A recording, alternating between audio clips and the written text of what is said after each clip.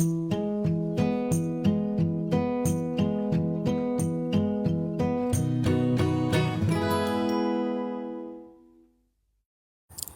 morning, everyone. It's Natalie, and welcome to my channel, Find Joy in the Journey.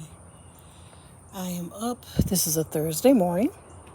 It's August 29th, and I just put my son on a school bus. He's on his way to school.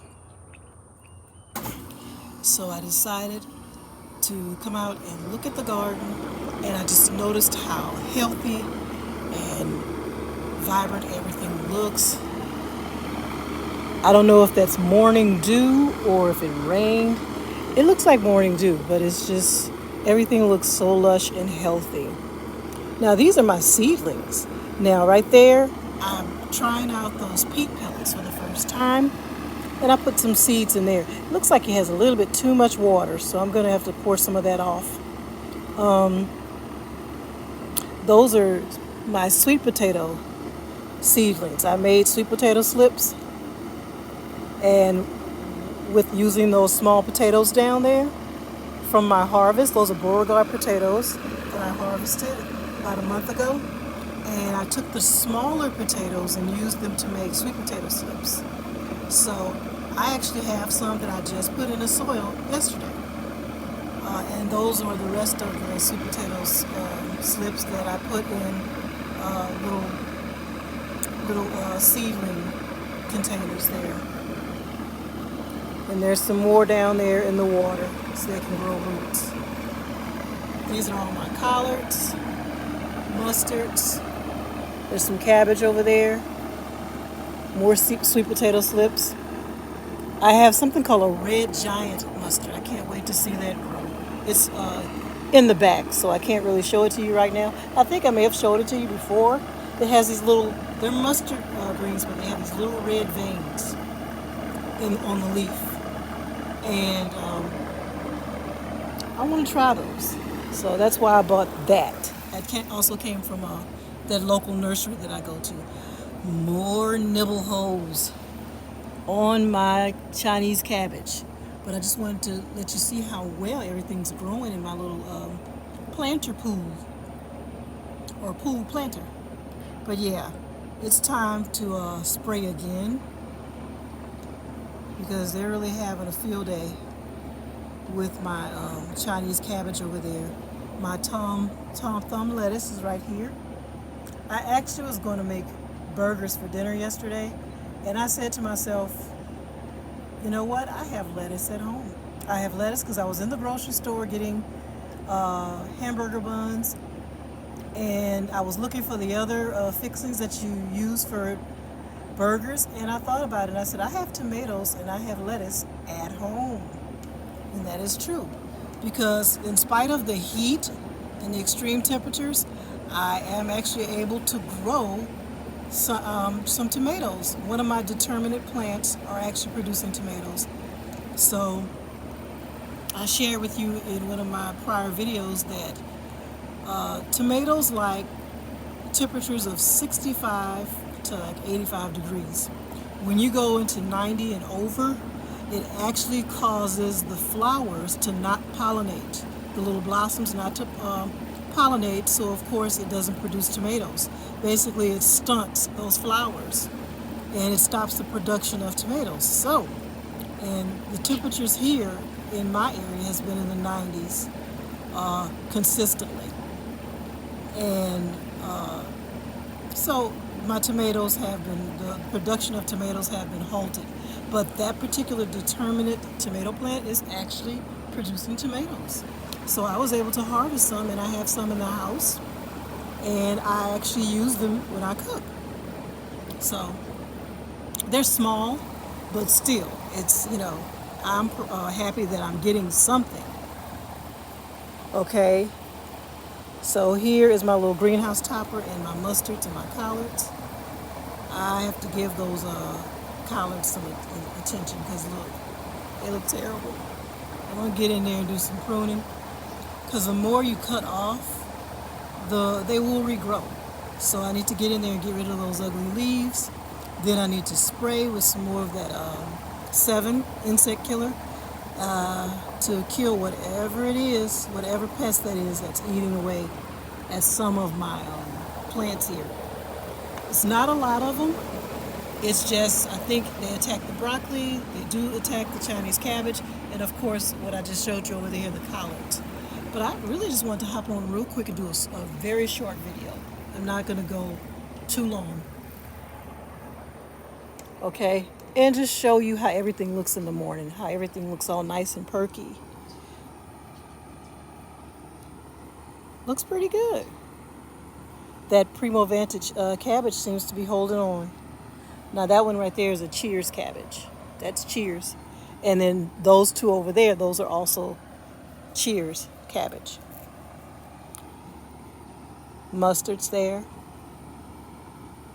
Those are the Beauregard sweet potatoes that I put in the soil there. Nice, sandy, loamy soil. I used a lot. I added more peat moss, and I added a little bit of sand to that soil.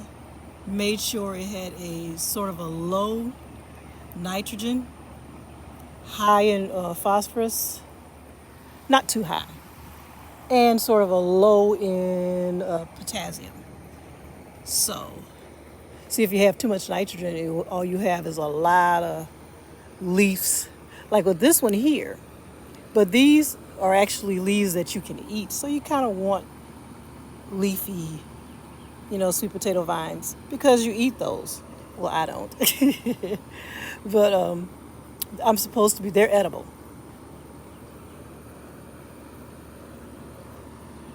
Especially, I finally found out how to pronounce it. Makatia. Makatia. That's that sweet potato, the Makatia or Makatia. So, and next to it is the Marguerite sweet potato. But like I was saying, I wanted to make sure, even though I've grown the Beauregard sweet potatoes before, and I had a decent harvest. I had a real nice harvest. So I wanted to make sure that this time around, that I had the soil that particular. Oh, I want to show you something. Look at the bees. Look on my cucumbers. Look at them. Pollinate. And cucumbers are actually growing. I saw several on there. Oh, there's one down there. Look. I hate to get sidetracked, but I'm just noticing. This is my first time doing. See that cucumber there? This is my first morning inspection, so I'm looking at this real time. Okay. Look, cucumbers. Oh, wow, this is exciting. A healthy cucumber plant. I'm very excited, very pleased. But what I was telling you about the Beauregard sweet potatoes, I just did a little research to make sure that I had I don't want to say perfect soil, but soil that these sweet potatoes grow in, that they really like. So I wanted to make sure it was nice and loose soil, so the potatoes won't come out misshapen, because when you have like heavy soil and lots of lumps in there, the potatoes come out, misshapen. Also, I wanted to make sure it had lots of nutrients in there, organic matter. So I used a lot of peat moss, and I loosened it up with peat moss, and also a little bit of sand. And I got them in the ground there, and also mulched them in, and they look nice and healthy already. Also, I put one more beefsteak tomato plant. See, that's a beefsteak tomato there. And look, I started labeling better. Okay, that's a beefsteak tomato plant there. And over here, I just put one of my babies in the ground. That's one that's been in my greenhouse. And when I was cleaning out the greenhouse yesterday, sometimes you just got to go in there. You have so much in your greenhouse that you need to go in there, see what you have. You may have plants that need to go ahead and be planted. You may have things that are dying. So I honestly take the stuff that's dying, I throw that away, and I take the soil that's on there and reuse it if it's in good condition. If it looks all worn out, then I just go ahead and get rid of it. I may even throw it in the compost bin because in the compost bin, not only do you have your food scraps, you have your greens, your browns, and all of that. You also have just a little bit of dirt. A little bit of dirt goes in there too. And so compost seems to be doing well. And so things like that, when I'm cleaning out the greenhouse, if I see a little small amount of dirt, I may throw that in there in the compost bin. So when I was cleaning out my greenhouse, those watermelon vines are doing terrible. I'm not going to even lie to you. When I was cleaning out the greenhouse, that's when I noticed that I had some plants that were dying, some plants that needed to go ahead and be put in the soil, and some plants that needed to be up potted.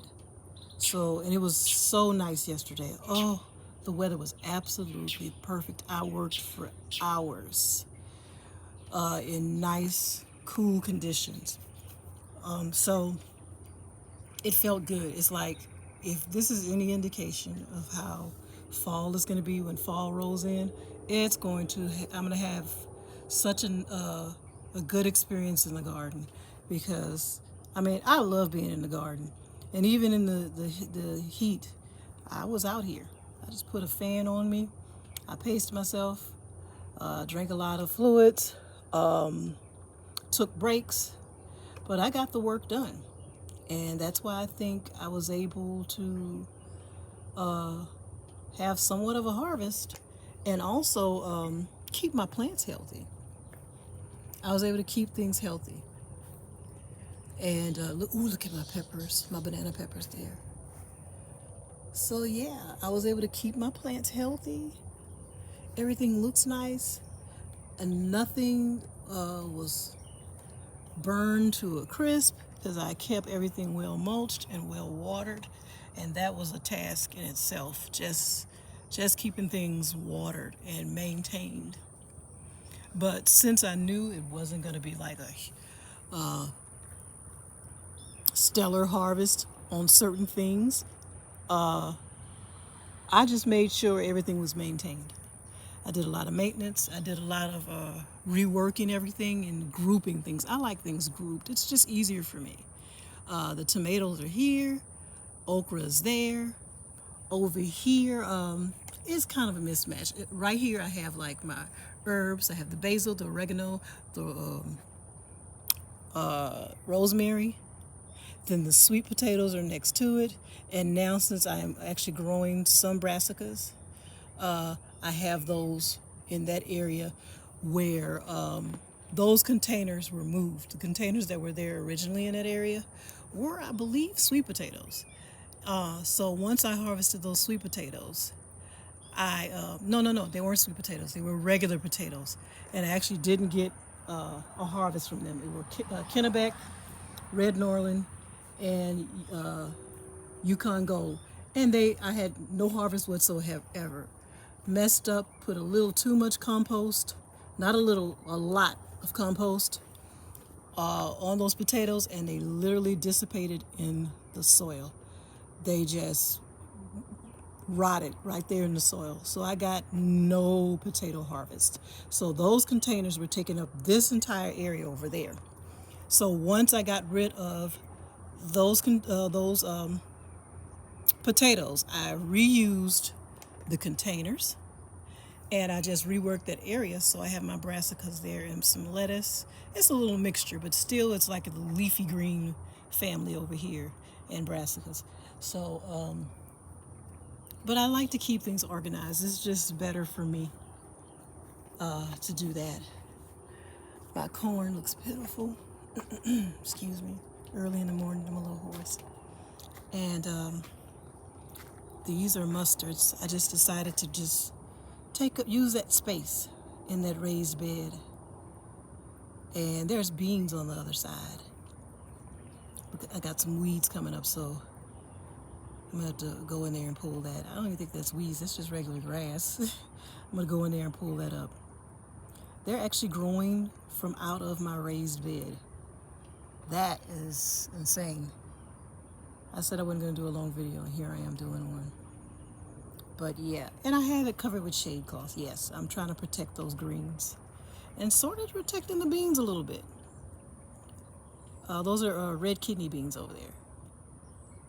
My lone red bell pepper plant here, still standing strong. Lone survivor. And in that raised bed, I have not decided what to put there yet, but I have some ideas. So anyway, I just wanted to do a quick little my morning inspection. Everything looks nice and healthy. Very pleased with what's happening with the cucumbers. I see my little busy bees still over there doing their thing. So everything looks good. I'm gonna have to later on this evening, I may spray again. Maybe just some individual plants. I know you're not supposed to do it too often, but I may just kind of cut off those bad leaves and just kind of spray around the soil and try to kill off whatever that is that's nibbling at my leaves here. So I'm gonna go ahead and sign off, go get me a cup of coffee and get my day started, you guys. I just wanted to do a quick tour, my little morning inspection, and just share it with you. I think everything looks nice. That makes me calm. That's why I call this the joy garden. When I see everything going well, it just makes me calm. It calms me. It really does. And I feel, because I call it putting out fires. There's always one thing happening here, then another thing happening there. And then you have your mishaps with different crops that totally tank. Like the corn is a disaster. The watermelons over there, the leaves are just terrible. You could tell that they're some kind of disease or whatever, or I don't know. So I have to go over there and maybe take a look at them today. So today, that'll be my task. I still need to continue to clean out the greenhouse, but I will go ahead and start looking at things like this, like these leaves. Go in there and clean out those collards, and go over there and I'm not gonna even show you the watermelon. It's just they're so ugly. Well, you know what? I'm supposed to show you the good, the bad, and the ugly. I showed you the corn. I don't want to make the video's already too long, so I'm just gonna give you a glance. I'm not gonna see those leaves. Could be from overwatering, whatever, but the leaves look terrible. But there's actually watermelon down there. They're under the leaves, under the vines, but there are watermelons down there. I'm looking at one right now, and then there's another. Oh, I see 3. Up 4, 5. So I'm actually getting watermelon. Oh, 6. There are watermelons down there. They're sugar babies. So it's producing. Look at me. I'm complaining, but there's actually watermelons down there. Okay. The leaves just look awful. Okay. I'm glad that I checked. So, yeah. There's watermelons down there. Okay. That makes me feel even better. I mean, wow. See, that's why the joy garden gives me joy. All right, guys. I'm going to go ahead and sign off now. You guys enjoy the rest of your day. And if I do anything interesting, I'm going to record it and share it with you. So I might be recording something later on. Okay? You guys have a great day.